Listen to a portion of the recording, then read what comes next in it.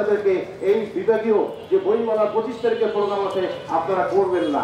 এখন আমরা চাচ্ছি যে শিল্পীদেরকে অসম্মান না করে শিল্পীদেরকে যেন তারা কোনো প্রোগ্রামে করলে শিল্পীদেরকে পর্যাপ্ত সম্মান এবং সম্মানই এই দুটোই যেন তারা দেয়।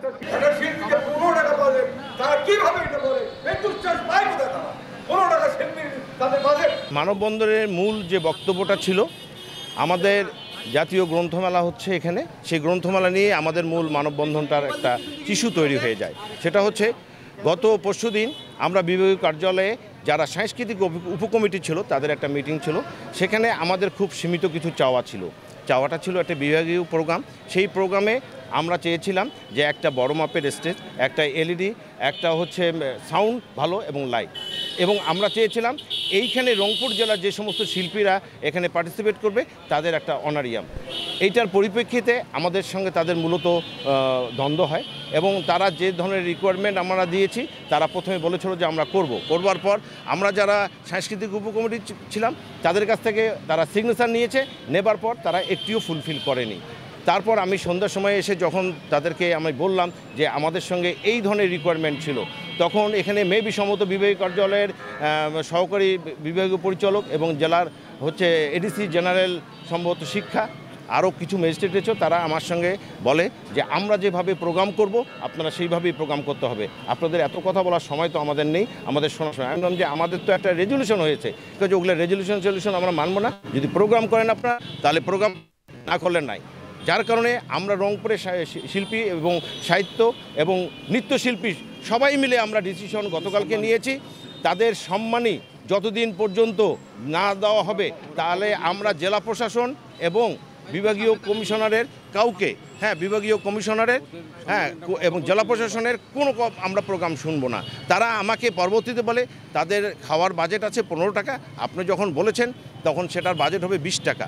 ঠিক আছে 20 টাকা, আর আপনাদের একটা বিরিয়ানির প্যাকেট দেওয়া হবে। আমি তখন বলেছিলাম যে আমাদের শিল্পীরা কি এত অভিনত একটা বিরিয়ানির প্যাকেট জন্য আপনার কাছে প্রোগ্রাম করতে আসবে?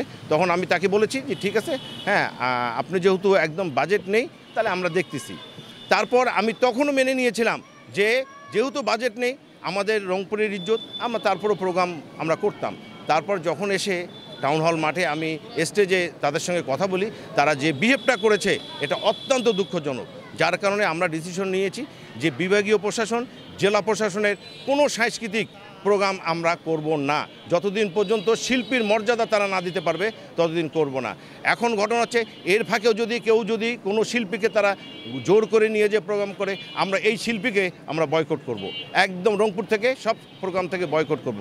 এর পাশাপাশি আমি বলছি যে আমাদের শিল্পী যদি তারা না পায় তাহলে আমাদের দুইটা সরকারি সংস্থা আছে, একটা শিশু একাডেমি, একটা হচ্ছে জেলা শিল্পকলা একাডেমি। এখানে যে বাচ্চারা আছে তাদেরকে দিয়ে তারা প্রোগ্রাম করতে পারে। আমরা সেই বাচ্চাগুলোদেরকে বলছি যে আপনারাও আপনাদের এই মুরব্বীদের পাশে থাকবেন এবং আপনারাও প্রোগ্রাম বয়কট করবেন। এবং তাদের যে অভিভাবক আছে, আমি প্রত্যেকটা অভিভাবককে বলতে চাই যে আপনারা আপনাদের বাচ্চাকে অন্ততপক্ষে এই জাতীয় প্রোগ্রামে বা এই জেলা প্রশাসক এবং বিভাগীয় প্রশাসকের কোনো প্রোগ্রামে আপনারা বাচ্চা পাঠাবেন না, যতদিন পর্যন্ত একটা শিশু বাচ্চা শিল্পী থেকে শুরু করে একদম বৃদ্ধ শিল্পী পর্যন্ত তারা মর্যাদা দিতে না পারবে ততদিন আমাদের এই আন্দোলন চলবে। আমরা আজকে থেকে জেলা প্রশাসন এবং বিভাগীয় প্রশাসনের সব কাজ সব প্রোগ্রাম আমরা বয়কট করলাম। আসলে বইমেলার ব্যাপারটা হচ্ছে যে আমি এর ব্যাপারে আমি গতকালকে এখানকার যে পরিচালক আছেন তার সঙ্গে আমি কথা বলেছি যে আপনারা জাতীয় গ্রন্থ সপ্তাহ করছেন এখানে, আপনারও তো কিছু ভূমিকা আছে। সে এমন একটি বিব্রতকর অবস্থায় পড়েছে, সেও বললো যে ভাই আমিও নিরুপায়, আমি আর করার কিছু নেই। যার কারণে আমরা কেউই বইমেলায় যাব না। ঠিক আছে, তারা প্রশাসনের তারা যদি প্রোগ্রাম করবে, তাদের প্রশাসনের যত মিটিং আছে তাদের ডাকে সিভিল সার্জন, প্রাথমিক শিক্ষা অফিসার, সব প্রশাসনের লোক দিয়ে মিটিংয়ে ভর্তি করে যায়। আজকের এই প্রোগ্রামে তারা রংপুরে কোনো প্রশাসককে ডাকে নেই। এটা একটা বইমেলার মূল হচ্ছে প্রকাশক, আর হচ্ছে আপনাদের যারা লেখক, কোনো লেখক প্রকাশক তারা কাউকে তারা ডাকেনি, না ডেকে তারা সব প্রশাসনের লোকজনকে দিয়ে প্রোগ্রাম করছে। তাহলে আপনারা করেন, আমরা ওই বয়কট করলাম। এবং আমি রংপুরবাসীকে যে উদাত্ত আহ্বান জানাবো, ওই বইমেলায় আপনারা কেউ যাবেন না, যাক ওরা প্রশাসনের ওই ডিসি, এসপি, বিভাগীয় কমিশনার, সহকারী বিভাগীয় কমিশনার সেখানে গিয়ে শুধু বইমেলা উদযাপন করবে।